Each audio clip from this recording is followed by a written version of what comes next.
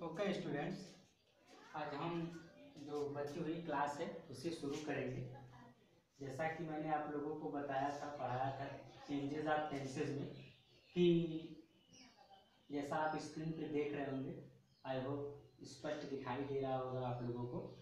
जैसा कि मैंने कोशिश भी किया है कि आप लोगों को स्पष्ट दिखाई दे, तो आप लोग हमेशा से यही कोशिश करेंगे कि समझने का प्रयास करेंगे।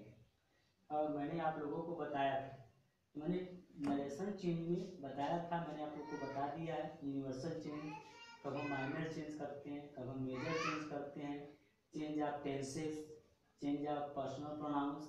और उसी चेंज की परंपरा में या चेंज करने की प्रक्रिया में आगे आगे हम देखेंगे changes of near words into far words.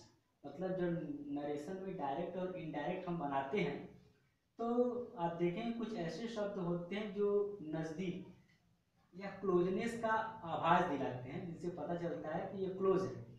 तो जब आप ऐसे वाक्यों को डायरेक्ट से इनडायरेक्ट में बदलते हैं तो ऐसे वाक्यों में आए हुए नियर वर्ड्स को आप फार वर्ड्स में बदल सकते हैं। जैसा आप ब्लैक बोर्ड पे देख रहे होंगे, दिखाई दे रहा होगा, यहाँ मैं मार्कर लगा रहा हूँ, शायद आपको दिखाई दे रहा होगा चेंजेस ऑफ नरेशन। तो मैंने इसमें पहले लिखा है the following given words will change according to suggestion. मतलब दिए गए जो आपके शब्द हैं वो आपके सुझाव के अनुसार बदले जाएंगे।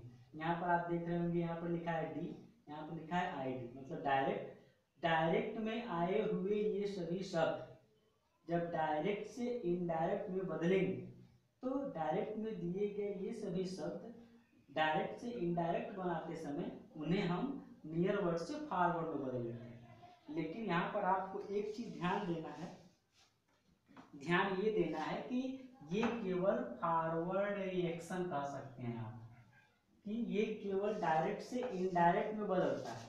मतलब केवल नाउ को हम देन में बदल सकते हैं, लेकिन अगर देन ऑलरेडी आपका डायरेक्ट में है, इसका मतलब यह नहीं है कि जब आप डायरेक्ट से इनडायरेक्ट में बदलें तो देन को नाउ में बदलें। इस बात को आप हमेशा ध्यान रखें कि कुछ ज़्यादा बुद्धिजीवी होते हैं व्यक्ति, जब बदलाव की बात हुई तो सोचते हैं कि अगर ये इधर से इधर जा रहा है तो इधर से इधर भी तो जाएगा, लेकिन ये इधर से इधर तभी जाएगा जब आपको इनडायरेक्ट से डायरेक्ट में बदलना होगा तो। लेकिन नरेशन में अगर ये सभी शब्द डायरेक्ट में दिए गए हैं तो आप कभी भी उसे फॉरवर्ड से नियर वर्ड में नहीं बदलेंगे। हाँ, अगर नरेशन में नियर वर्ड्स दिए गए हैं तो आप इसे डायरेक्ट से इनडायरेक्ट को बदलते समय नियर वर्ड्स को फॉरवर्ड में बदलें। समझ में आ गया?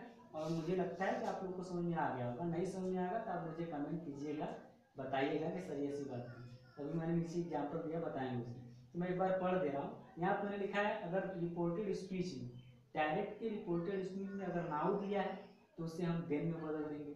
कम दिया है गो में बदल देंगे। जस्ट को ही देन में बदल देंगे। Here, there, today, that day, yesterday, the previous day, tomorrow, the next day.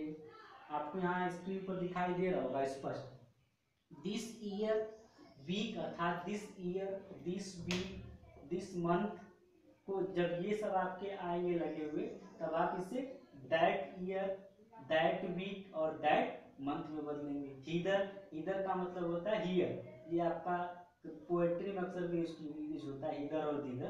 तो अगर कभी आपको ये आए तो इधर, दिधर। The next day, the following day. मतलब अक्सर कर आप लोगों ने सुना होगा कि हम कल और परसों की बात करते हैं, कल नहीं परसों।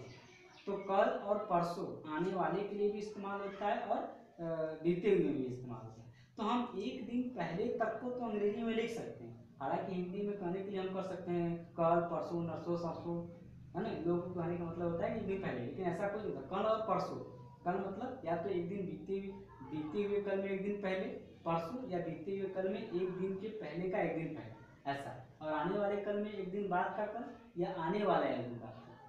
तो अगर आज है, अगर दिया है टुमारो, आने वाला कल, तो उसको बोलते हैं नेक्स्ट डे। अगर नेक्स्ट डे के एक दिन और बात करते हैं तो उसको बोलते हैं द फॉलोइंग डे।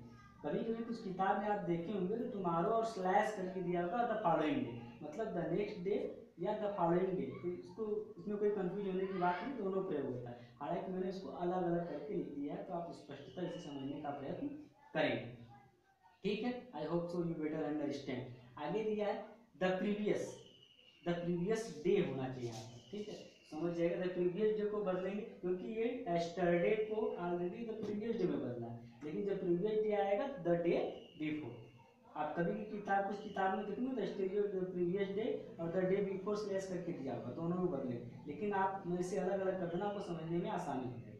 ठीक, तो इतना आप लोगों को समझ में आ गया होगा कि रिपोर्टेड स्पीच में आए हुए नियर वर्ड्स को जब डायरेक्ट से इनडायरेक्ट में बदलते हैं तो इस अनुसार आप नियर वर्ड्स को फॉरवर्ड में बदलते हैं। लेकिन ये ध्यान रखने वाली बात एक चीज़ है यहाँ पर कि आप केवल डायरेक्ट से इनडायरेक्ट जाते समय नाउ को दिन में बदलेंगे, ये नहीं कि अगर आपके ये सारे फॉरवर्ड नरेशन के डायरेक्ट में दिए हों तो आप इसे भी रिवर्स कर दें, ऐसे गलती मत कीजिएगा। इस बात को आपको ध्यान रखना है ज़्यादातर।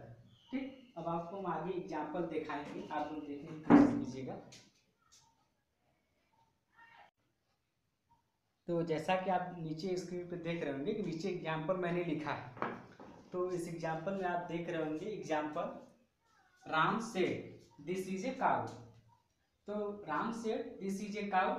अब यहाँ पर दिस को मैं अंडरलाइन कर दे रहा हूँ, दिस। अब आप देखिए दिस आपका नियर वर्ड्स है, तो जब आप इसे डायरेक्ट में बदला गया तो राम सेड दिस का क्या हो गया, वहां आप देखोगे चार्ट में दिखाई दे रहा होगा, अगर नहीं होगा तो दिस को दैट में बदलते हैं, लिख लीजिएगा उसको। तो दिस का क्या हो गया, दैट। अब यहाँ पर आप देख रहे होंगे दैट और दैट दो, तो दो दैट देखकर कंफ्यूज नहीं होना है आपको। एक जो दैट है आपका वो नियर वर्ड्स का फॉरवर्ड्स में बदलना है, पहला जो दैट है वो कामा इन्वर्टेड कामा हटाकर कंजंक्शन के लिए है, और जो दूसरा दैट है वो आपका दिस का दैट होगा। इसलिए आपको कंफ्यूज होना है दैट दैट दो आ गया तो गलत हो गया, नहीं, सही है। ठीक, इसके लिए चिंतित होने की जरूरत नहीं है। तो आपके ऐसे सेंटेंस भी आ सकते हैं। आपने देखा दिस, दिस का क्या हो गया, दैट, आपका टेंस बदल गया, बाकी जो चीजें थी यहाँ पर ए छूट गया है, आप इसे लिख लीजिएगा, दिस इज ए काउ।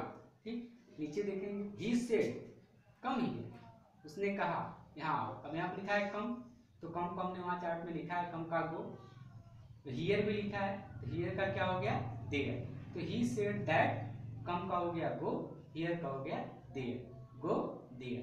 तो इस तरह से आप लोगों ने देखा कि रिपोर्टेड स्पीच के डायरेक्ट में आए हुए नियर वर्ड्स को हम जब डायरेक्ट से इनडायरेक्ट में बदलते हैं तो हम सारे नियर वर्ड्स को फॉरवर्ड्स में बदल देते हैं। और भी कई वर्ड्स होते हैं, इस बात को हमेशा अक्सर कर जब हम डायरेक्ट से इनडायरेक्ट बदलते हैं, क्योंकि जब बदलना होता है तो कई चीज़ें बदली जाती हैं, आपका टेंस बदलता है, पर्सनल प्रोनाउंस बदलता है, आपके नियर वर्ड्स बदलते हैं, फॉरवर्ड्स बदलते हैं। अभी तो ये जनरल, ये कंपलसरी रूल बता रहा हूँ। कंपलसरी रूल मतलब इस सेंटेंस का कोई भी फॉर्म होगा ये सारे रूल सब पर अप्लाई किए जाएंगे। अभी जब हम सेंटेंस फॉर्म में नरेशन शुरू करेंगे तो आप देखेंगे कुछ और नियम according to the demand of sentence बढ़ते जाएंगे जो उसमें ऐड है, तो वो तो आपके टेंस के अकॉर्डिंग नियम बनते जाएंगे या सेंटेंस के अकॉर्डिंग नियम बढ़ता जाएगा, लेकिन ये सब नियम उन सभी सेंटेंस के फॉर्मेट पर लागू होगा, इसे आपको भूलना नहीं है। These rules are compulsory on the any types of sentence given in the reported speech. ये जो नियम है आपके रिपोर्टेड स्पीच से किसी भी वाक्य के प्रकार में लागू होंगे, क्योंकि ये कंपल्सरी रूल है, चाहे आपका सेंटेंस सिंपल हो, इंपरेटिव हो, ऑप्टेटिव हो, एक्सक्लेमेटरी हो, कुछ भी हो, ये सारे रूल इन सब पर फॉलो होंगे और उन सब सेंटेंस फॉर्म के आधार पर कुछ और नए रूल जुड़ते जाएंगे। तो इस बात पर आप ध्यान देंगे, इसे आप नोट डाउन कर लेंगे, ये उसी लिंक पर होगा, वीडियो भी देख लेंगे, मैं आपको उसकी फोटो भी दूंगा। तो आज की क्लासेस यही ओवर होती हैं। I hope you better understand. If you have any kinds of the query, so please comment and ask me in the group and my channel also. Thank you.